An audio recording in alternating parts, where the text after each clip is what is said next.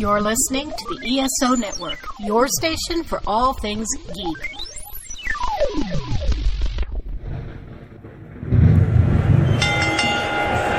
The following podcast is scheduled for one fall. Coming in at 195 pounds from Studio A, he is the reigning, defending, undisputed host of the Ring of Thunder, Sexy Thor!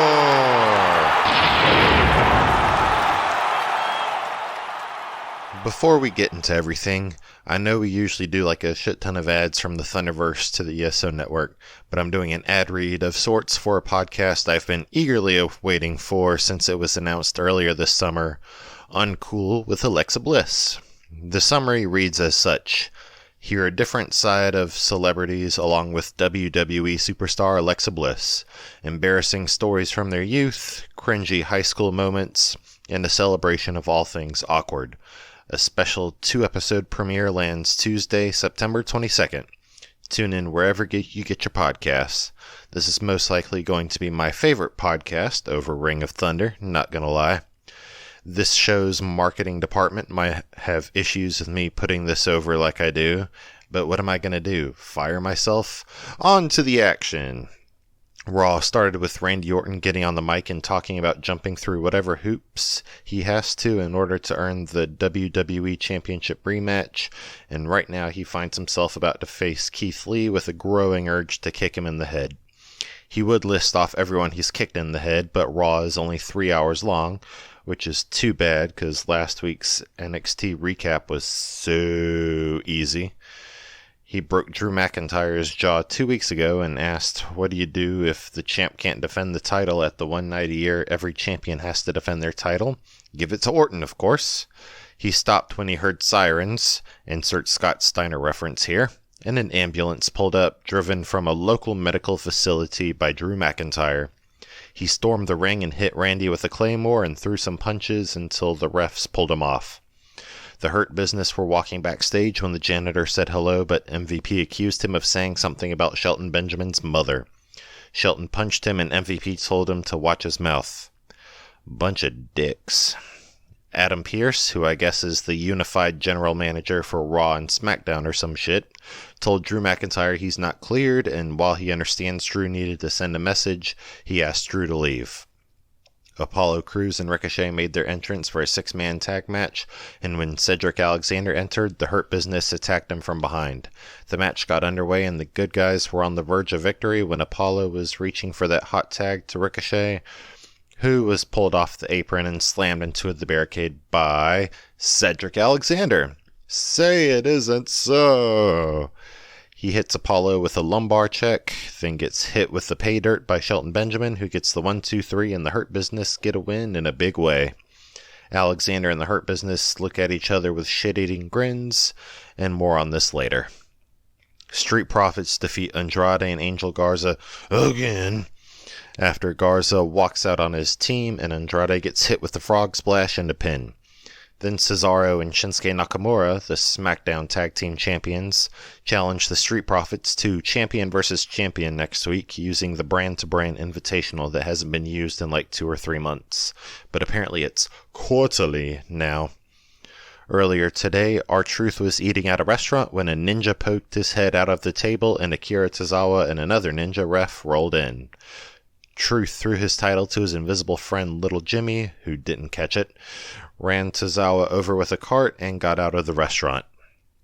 Peyton Royce defeated Billy Kay with a final cut and the 1-2-3, then the former tag team hugged. The Mysterio family were in the ring doing an interview, and Murphy interrupted up on the Jumbotron and challenged Dominic to a street fight to sacrifice Dominic's career to get back in the good graces of Seth Rollins. Dominic accepted and told Murphy if he hurts his family, it'll be the last breath he takes.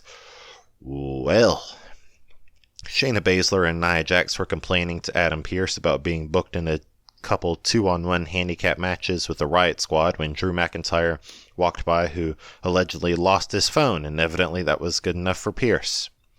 Asuka and Mickie James defeated Natalya and Lana and will face each other next week for the Raw Women's Championship.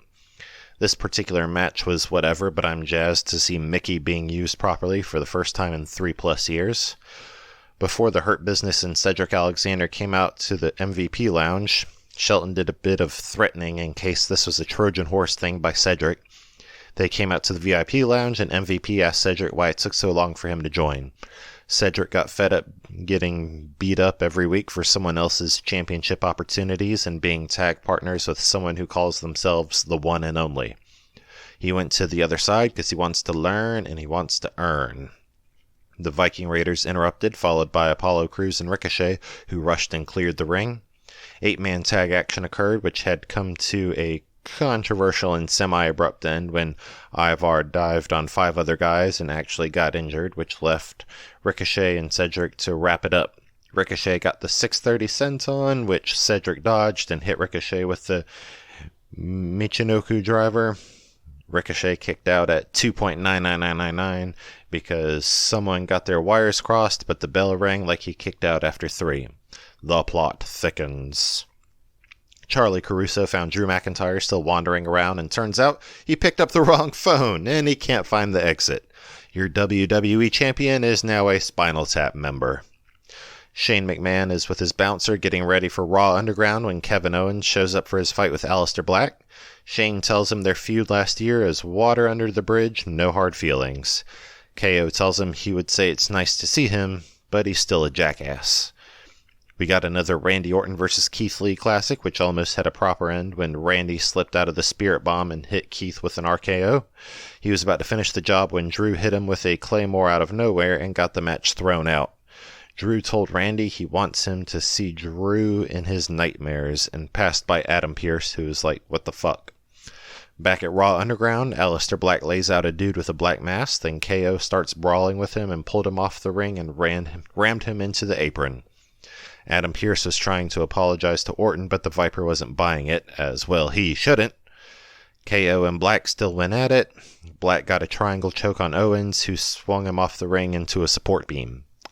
On to the handicap matches. Shayna Baszler went first and lost thanks to being distracted by Nia Jax talking shit and Liv Morgan hitting the surprise roll-up, which is like, I guess unless you want to count Natalia as far as whole legacies go, this is like the biggest win technically in Liv Morgan's career because it's freaking Shayna Baszler, but as much they've made it feel like beating Shayna wasn't a big deal, even though the only other people who have pinned Shayna in the last couple of years is Kairi Sane, Rhea Ripley, and Becky Lynch, all of whom are big fucking deals.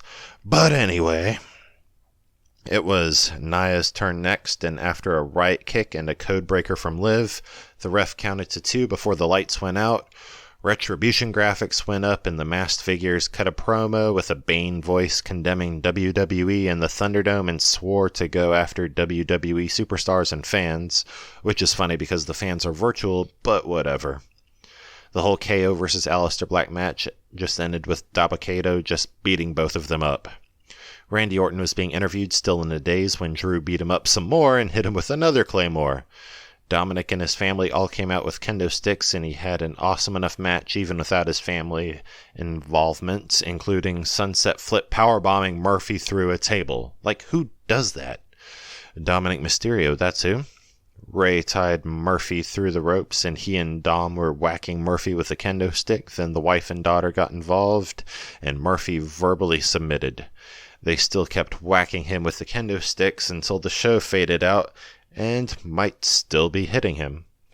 You have 30 seconds to describe Thunder Talk. It's pop culture. With a twist. It's music. LGBTQ+. And comedy. Well, dark comedy. It's nerd junk. It's comic books. Video games. Conventions. Yeah, nerd junk. And social commentary. It's woke, yo. Yeah, and nerd junk. Woke nerd junk. Thunder Talk is all over the place. Every place you want to be. Thunder Talk is a proud member of the ESO Network. Find us at thundertalk.org and download us on all podcast platforms.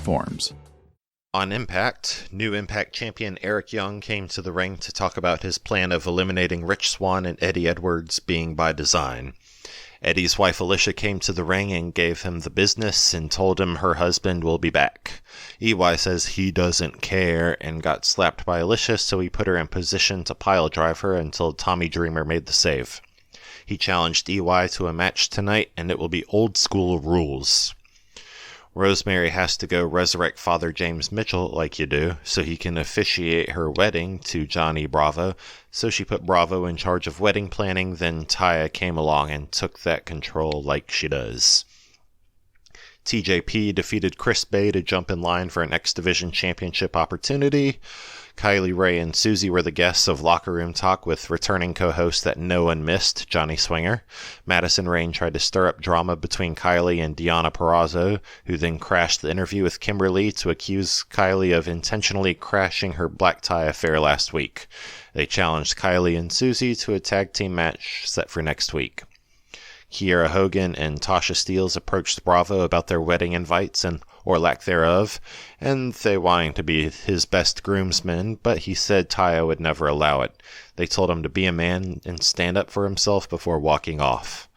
Brian Myers came out to the ring for the handshake from Willie Mack, and surprise, surprise, Willie declined, but did inform Myers that because Impact Management saw how Myers cheated, they've booked a rematch starting now. Myers tried to get out of it because he's in street clothes, but it was on anyway. Brian Myers won again with a kick to the nads while the ref's back was turned and a DDT for the win. Jordan Grace took interviewer Gia Miller and the camera guy on a trip over to Tennille Dashwood's locker room, but was met by her photographer Caleb with a K, who told her she'll have to wait until next week for Dashwood's official return. Kiera Hogan and Tasha Steelz confronted Taya about her controlling Bravo's wedding planning, and Taya turned down their request to be in the wedding at all, much less as groomsmen, so they got into it and Taya versus Tasha was made for later. The Motor City Machine Guns defeated the Rascals to retain the Impact Tag Team Championships, then were attacked by the North and Ace Austin and Madman Fulton. They rallied against them thanks to the aid of the Good Brothers. Rob Van Dam and Katie Forbes have their own talk show called The Whole Effin' Talk Show, debuting next week. Sami Callihan promised to not hack the show because he has other plans. Taya Valkyrie defeated Tasha Steelz while Bravo was ringside not paying attention to the action because he was on the phone working on wedding planning. Can't blame the man's priorities. Kiera and Tasha attacked Taya from behind post-match until Bravo ran in and broke it up. Moose's hunt for EC3 led him to his old high school, and after a conversation with his old football coach led to nowhere, his coach said EC3's catchphrase, "Control your narrative, you've been warned." Then Moose was attacked by several EC3 followers before getting out. Rhino told Heath he's no closer to getting an Impact contract after last week's stunt, but the ads have been working and he knows a place where they can get cold hard cash to continue funding the ad campaign. Tommy Dreamer and Eric Young spent the last 10 minutes destroying each other with kendo sticks. Dreamer used a steel chain across EY's eyes, a close encounter with concrete and steel chairs, and EY getting Irish whipped into a steel garbage can, and finally, what did it was EY's hockey mask on Dreamer's skull, which is legal this time, and a sick pile driver for the win. Afterwards, Young tried to eliminate Dreamer until Rich Swann hobbled out to make the save, and Swann had an intense stare-down with Eric Young. What will you do when your child asks? What were Saturday morning cartoons? What were Saturday morning cartoons? What's wrong with you? Or will you handle it the right way? Sit down, baby girl. Let me introduce you to my friend Mark McCrae. Join Dan Klink and I on the Best Saturdays of Our Lives podcast as we take a unique behind-the-scenes look at the history and dynamics of animation with plenty of laughs along the way. The Best Saturdays of Our Lives podcast is a proud member of the ESO Network. NXT, Finn Balor defeated Adam Cole to become new two-time NXT champion. That's it, no drama or tricks, just an incredible nearly 30-minute match. Cole did kick out of a coup de grace, though, which never happens, but other than that, straightforward and awesome. Finn was backstage being congratulated by William Regal and Triple H, and Adam came up to him, shook his hand, and they did the two sweets. Robert Stone was about to destroy Shotzi Blackheart's tank when Shotzi takes him down. Aaliyah jumped Shotzi and stumbled into Io Shirai's championship photo shoot. Io and Shotzi chase her to the ring and take her out. Robert Stone tried to dive from the top rope, but Shotzi pushed Io out of the way, and they take out Stone and Aaliyah with a diving moonsault and a senton. Shotzi holds up the NXT Women's Championship and acts like she's not going to give it back, to which Io didn't appreciate as she took her title and left. Johnny Gargano and Candice LeRae are arguing about something when the doorbell rings and Tegan Knox is here. A video package from Timothy Thatcher is a film session dissecting the game of Damian Priest. Velveteen Dream defeated Ashanti the Adonis, formerly known as Tahuti Miles. Then Dream is attacked by Kushida, who whips him through the post and does a cross-arm bar on the apron. Back at House Gargano, Candice is selling Tegan on the Gargano way, and Tegan seems to be maybe considering it. Bronson Reed defeated Austin Theory after hitting a Shadows Over Hell style 747 splash and the 1-2-3. Roderick Strong defeated Killian Dane with some help from Bobby Fish, then afterwards Strong and Fish start beating up Dane until Drake Maverick comes in and beats them with a steel pipe. Strong and Fish were beating Drake down until Killian recovered and they retreated. Dane was going to beat him with the pipe, but stopped himself and was on the way out. Maverick ran to him and offered a handshake, but Dane laid him out instead. Back at House Gargano, Candice wanted to toast to friendship and her being the next champion, which Tegan wasn't happy with, so Candice threw salad at her. Tegan threw water back in her face. Johnny got in between and called Tegan a terrible person, so she dumped spaghetti on his head and left. Candice threw something at Tegan, who ducked, and it ended up cracking the TV, and Tegan finally got to get out of there. Finally, we got Mercedes Martinez versus Ria Ripley in a steel cage match. Mercedes got to the ring and started pulling out chairs and kendo sticks and a table for usage until Rhea ran up behind her and attacked her. Robert Stone tried to climb in the ring later on to help, so Rhea attacked him to get ahead of that problem until Mercedes attacked her with a kendo stick and an avalanche neckbreaker. Rhea kicked out, so Mercedes got some chairs and a table ready and put Rhea up in the turnbuckles to finish her, but Rhea got the upper hand and hit Mercedes with an avalanche riptide and got the 1-2-3. Hello. Have you ever wondered how much Jerry Siegel and Joe Shuster sold Superman's rights to DC for? Or which popular football star was the Sam Wilson the Falcons' physical appearance based on? You can find all that and more at the History of Comic Books podcast, a podcast dedicated to the creators, events, history, and the companies that made the great comic book medium. Hosted and created by your friendly neighborhood JT Wheatley. Please give it a listen at iTunes, Spreaker, Stitcher, and all our podcasting platforms. Thank you, and go ahead and enjoy yourself a good comic book. A shorter and normal episode of AEW Dark had Will Hobbs defeating Sean Legacy, Brian Cage defeating Tony Donati, Angelico defeating Griff Garrison, Anna Jay defeating Skylar Moore, Eddie Kingston defeating Lee Johnson, Sonny Kiss defeating Serpentico, and Ricky Starks defeating Ben Carter. And Dynamite opened with Tony Schiavone as microphone middleman in the parking lot to Chris Jericho and MJF, agreeing the other man got screwed it all out and exchanged pleasantries. They walk away with a split screen of both men calling the other a loser under their breath. Jurassic Express defeated the Lucha Brothers after Penta is tricked into hitting a flip pile driver on his teammate Rey Fenix. The Lucha Bros are about to go at each other when Eddie Kingston tries to play peacemaker and get the men to shake hands and remind them that they're brothers. It took a while, but they shook hands and hugged. Eddie Kingston also reminded us he was never eliminated from the Casino Battle Royale and told us to look at the rules. Jake the Snake cut a video promo in the rain saying Lance Archer likes getting wet and Moxley's going to sweat and piss himself when Lance gets a hold of him. Matt Hardy came to the ring to thank everyone for their support after his scary fall in All Out and said he will be making a full recovery, and when he comes back he will be chasing his first AEW championship. Orange Cassidy defeated Angelico, then while Jack Evans was arguing with a ref, Santana and Ortiz came out to attack Orange. Best Friends chased them off and challenged them to a parking lot brawl next week to end the feud. Alex Marvez knocked on the Young Bucks dressing room door to get an interview. He knocked again and they opened the door and gave the poor man a super kick party. Kip Sabian and Penelope Ford came to the ring to announce who the best man will be at their wedding. At first, New York indie wrestler Puff came out, but he wasn't the best man. Kip just called him the best for subbing to his Twitch. Brian Pillman Jr. came out, but Kip just texted him that he's the best man with a comma, but they're not even friends. The entrance music hit, so you know it was legit, and out came Miro, aka former WWE superstar Rusev. He told you-know-who to shove that brass ring up their ass because Elite recognizes Elite, and he loves Kip, so of course he'll be his best man. He's not just a best man, though. He's the best man. He's the best gamer on Twitch, and he'll be the best in AEW. Hangman Page in an interview is full of regret and knows he's full of poison, and he's got to get through it.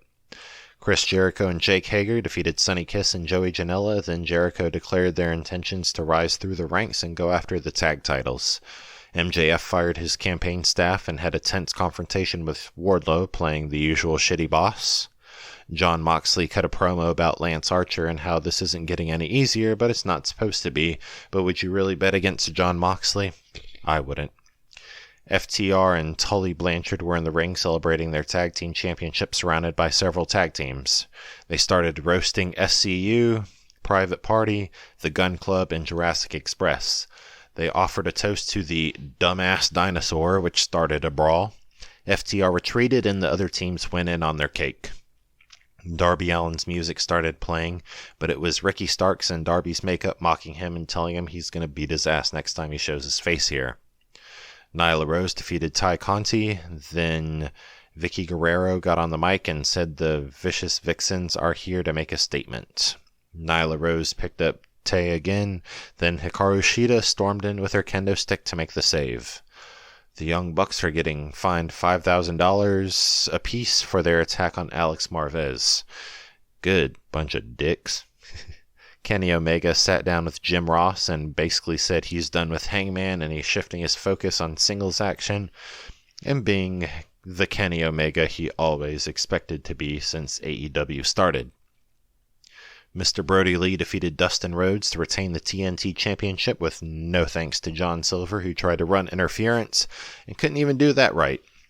Afterwards, the Dark Order came to the ring carrying QT Marshall's unconscious form, and Brody Lee shoved Colt Cabana and made him get out of the ring, still pissed about his flub up at All Out. As Evil Uno took Cabana backstage, Lee kicked Rhodes in the nuts and posed over his body with the title. Afterwards, there was a video package of Cody Rhodes announcing the Extreme Talent show he's a judge on coming soon on TBS called The Go Big Show. But there's no Big Show on here.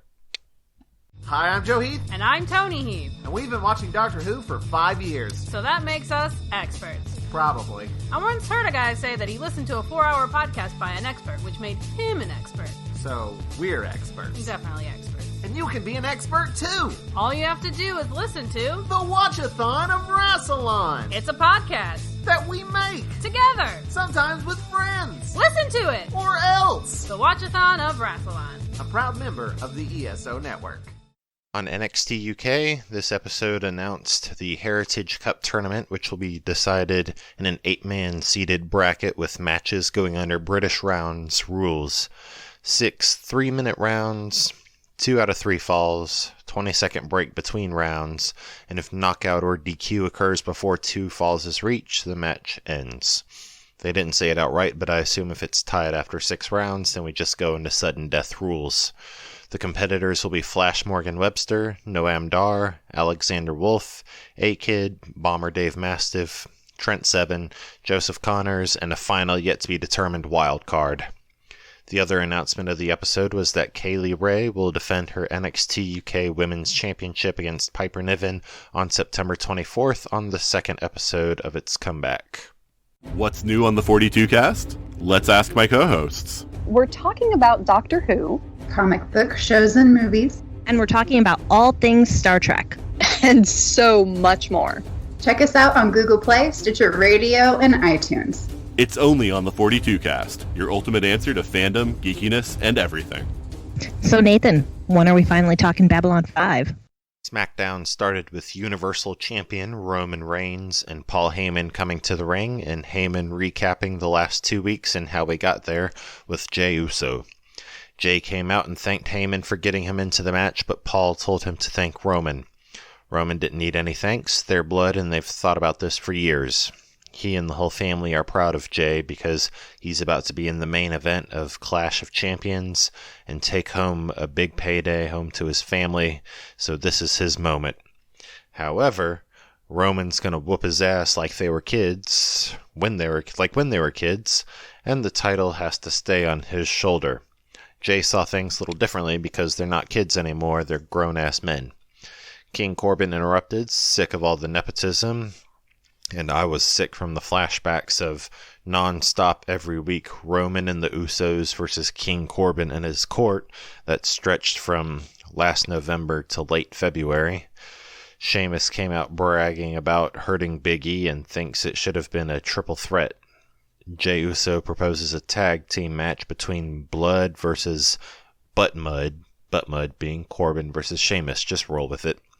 Sami Zayn was in the production truck raging at the graphic that said Jeff Hardy versus AJ Styles for the Intercontinental Championship when he's not involved with it, which is precisely why when said match took place, eventually Sami popped up and attacked AJ to get the match thrown out. We saw Roman and Jey in the locker room with Jey talking a million miles an hour while Roman was just sitting quietly looking all pensive. Jey doesn't even realize what's about to hit him over the coming weeks. This is why it's better to have your mouth shut more and your eyes open.